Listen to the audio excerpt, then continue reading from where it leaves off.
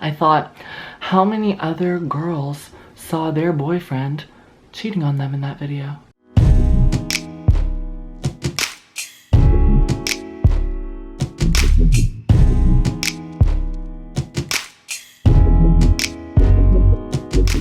Hey guys, it's Maya here, and I'm back again with another delicious, dramatic story time. So grab your popcorn and get ready. I know what you guys are thinking about the title. Oh my god, clickbait. But no, this actually happened to me. It's been quite a few years, and I finally feel ready to share this story with you guys. It's pretty crazy, so buckle up and get ready to ride this roller coaster with me. So this story all takes place 3 years ago. It was in 2016. I'm gonna go and give you guys a little bit of a backstory. So at the end of November, I was hanging out with Steph Sanyani. We were filming this collaboration, and unfortunately it never made it to YouTube. But while I was hanging out with her, I thought I'd ask her a few questions. I was only transitioned about 1.5 years at that point, and so I jumped at the opportunity to talk about boys and dating with her. And at the time, I had only been using Tinder because that was all that I knew of, and it was just a horrible experience. I said to her, oh my god, this is so impossible. Like, how do we find anyone without having to go through this whole like explanation about what being trans is and stuff?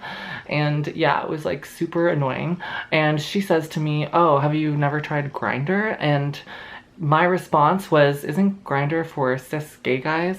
That was my initial thought back then, because that's like all I had heard about it in the media and in other platforms like movies and things. But it turned out that no, there was actually a subsection for trans people, specifically like you post your photos and whatever and advertise that you're trans under this subsection, and people can find you through that. So you don't have to go through the hassle of explaining what it means, and you don't have to have constant rejection from people who didn't realize at first because they just looked at your photos. So long story short, I was like, okay, I'll give it a try. I don't know, I was kind of sketched out. And at the time it seemed like such an appealing thing because, hey, it would break down all those barriers that Tinder was not inclusive of. This is before you could even put trans woman as your gender on Tinder, so it was just impossible, you know? But in hindsight, looking back, I would say Grindr is probably one of the most worst dating apps ever. Dating apps. It's like primarily a hookup app, let's be honest. But basically for trans women, it is so bad because you can't really find people. They have to find you. At least this is what I know, and you guys can correct me if I'm wrong. But basically you put up your photo, you write about yourself and whatever, and then anyone can message you. So you'll be getting tons of messages throughout the day from anyone, people you would never even be interested in at all, and they have ultimate access to messaging you. And it's just ridiculous and so stressful. But yeah, basically you're like a sitting duck waiting for the right person to message you. You can't search people looking for trans or something like that. I don't know. At least back then you couldn't, so super annoying. You just had to kind of like wait for people to message you because majority of the guys on there are also looking for other guys, so it's not a perfect world in any way. But anyway, so I was using that app for about a week or two. Didn't really meet up or talk to many people at all in general. Like, I never met up with anyone until I was talking to this one guy, and that's when we went on a date. It was super cute, and he would later become my first boyfriend. So basically we met around Christmas. It was early December.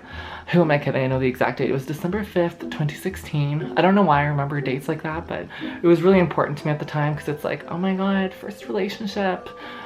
Being trans, I never even imagined that something like that would happen. And this guy lived in a small town near my small town where I grew up, and so it kind of felt like a full circle moment. I don't know, he was like a athlete alumni from a university, and I don't know, it just felt like all the puzzle pieces in my life were clicking, and I was like, this is impossible. Like, how is this happening? I don't know. I spent so long like never even imagining the idea of having a partner or having someone being interested in me. So I was very like doe-eyed, and I feel like I put up with a lot of shit that I shouldn't have because it was my first relationship and because I didn't have the highest self-esteem back then. So basically we had this amazing whirlwind blissful 2 to 3 weeks leading up to Christmas. We went to a beautiful Christmas market in Toronto. We would watch cozy Christmas movies, and we went ice skating and had hot cocoa with almond Baileys in it, and it was just like, oh my god, like I was just so taken aback. And it was the first time I'd ever met someone who loved me for me and liked me for, despite the fact I was being trans, or in agreement with the fact I was trans, whatever you want to call it. But anyway, so I had never felt so powerful and wanted and desired in my life.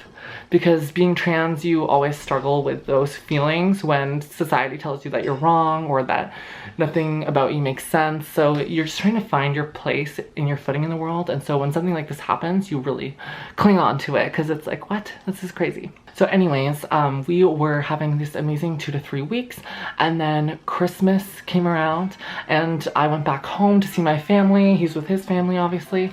And by that point, we had been seeing each other like probably like 4 to 5 like day/nights a week. Things were moving pretty fast between us. It was just very like exciting, and I was just, oh my god, like and he texted me on Christmas Eve, and I could tell he had been drinking at whatever Christmas party he was at or whatever, and he says stuff like, I want to be your boy, you're so special. And then he finishes it off with, I love you. And at this point, it had only been like 2 to 3 weeks since we had met. And so I was like freaking out. Like, a guy had never said this to me before. I was only 1.5 years into my transition, and I did not know what to respond. So I kind of clammed up, and I'm like, oh, like, you're so sweet. How much did you have to drink? Like, I basically was trying to like change the topic because I did not feel ready to say it back, because it's just, I had never even been in a relationship before, and like that's where we were going now. Like, he was my boyfriend. Like, I don't know, it all seemed so crazy. I had never met any of his friends or his family, which also a little bit of a red flag, but it had only been 2 to 3 weeks. So I was just like, I don't know what to do. So I kind of deflected the I love you, which I think he was very insecure about, and so it led him to eventually cheat on me. So that happened. I meet up with him in person after, and things are a little bit awkward, but then as we chat more, things get back to normal. We go to this cute park. I feel like this is like Boxing Day or like the day after Boxing Day, and he invited me to go to see a Leafs game in downtown Toronto, which is a pretty big deal because tickets are so expensive, and this was the first official big date he was inviting me on, like publicly. Like, and as a trans person, you always have these fears that you're being kept a secret because people are ashamed to date trans people. And so this to me was like a big like, oh my god, he's taking me to a Leafs game, like this is crazy. But the next day he tells me that he couldn't get tickets, they fell through, and that basically we couldn't go anymore. So I end up going and spending the day over visiting my aunt because I'm home for the holidays, and she lives in the town next to mine. So I'm chatting with her, and she's asking me if I'm seeing anyone, and I've never had this moment in my life before. So I start to share with her because I had never had a partner before I transitioned. I was never comfortable with that. And so now I finally felt like I had something to share with her. So I was telling her all about him and about how like I was so new to all this, and it was going so crazy well and all this stuff. And she basically like was so supportive and excited for me. And then I go and check on my phone, and after I have finished saying all this nice stuff about him, I look and he posts videos at the Leafs game. And I'm very skeptical at that moment. My heart kind of like sinks a little bit, and I'm like, what the hell? So I ask him, and he says that he's just there with his cousins or whatever, and that they were the ones with the tickets, but they didn't have enough for me or something like that. And I was just kind of suspect, because why wouldn't you just tell me that when you said you could no longer get tickets and they fell through? Why the you lying? Why you always lying? So I don't know, I was just very skeptical and sketched out, and immediately from that point on, I had this very uneasy feeling in my stomach. And then the day that followed, there was this viral video kiss cam from that Leafs game that literally blew up on the internet. It was posted on Barstool Sports. Millions of people saw this video. I saw the hit count. It was in the millions. And guess who was in this kiss cam? The guy who I thought was my boyfriend with another girl at the hockey game. Shocking, right? So just to give you guys a little bit more information about this video, so it was a kiss cam where my boyfriend at the time was not actually the featured event in the kiss cam. He was actually just in the bottom corner of it with this other girl he decided to take instead of me. And yeah, And the main event that was happening was this guy was with a girl too behind him who was being featured.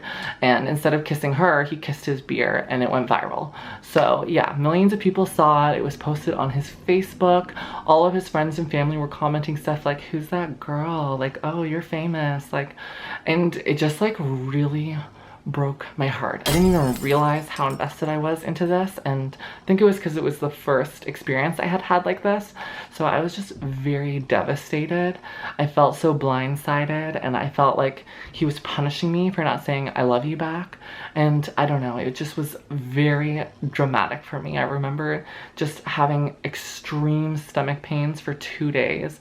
I had no appetite. It was devastating. Like, I've never felt that way, like in such a negative way before, I think, like from emotions. Like physical, yes, I've had things happen, but like emotionally, like that for some reason just really got to me. I think I just was so vulnerable in that moment, and I even like went into my sister's bed and like cried, and like it was Emma, and yeah, it was all during the holidays, so I was back home, and then the next day I felt like a zombie.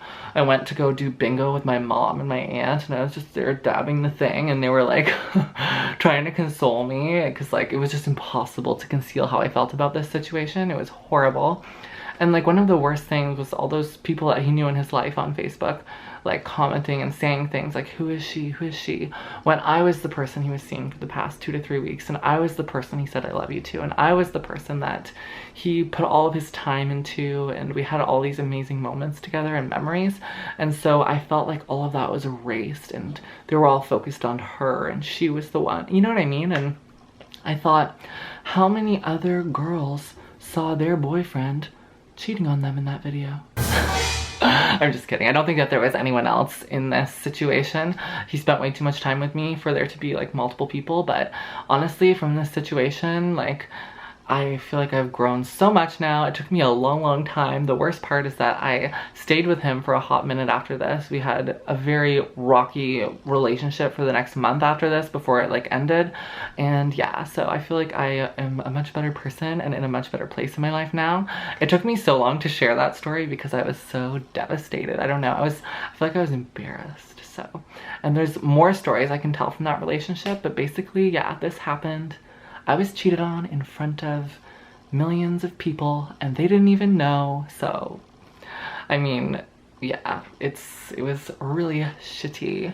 And the weirdest thing is, he would tell me all these different stories about who that girl was that he was with, and that it wasn't a big deal, and that they didn't even kiss or do anything, and the whole time he was wishing it was me, and I'm like, bitch, then maybe you should have taken me. So, I don't know, it's all water under the bridge. I'm not mad about it anymore. I've moved on, and I kind of see that as a fault and weakness in character of that person. Hopefully they're in a better place now, and they found happiness and aren't being cruel to other people in that way. So yeah, I hope you guys enjoyed this story time. I have so much fun sharing these anecdotes with you guys. I feel like we're just like two friends in my bedroom right now chatting, and I'm giving you the tea. So if you guys want to see more story times, let me know down below, or any other video content, and please thumbs up this video if you liked it. It really does help me a lot, and don't be afraid to subscribe, and I will see you guys next time. Love you.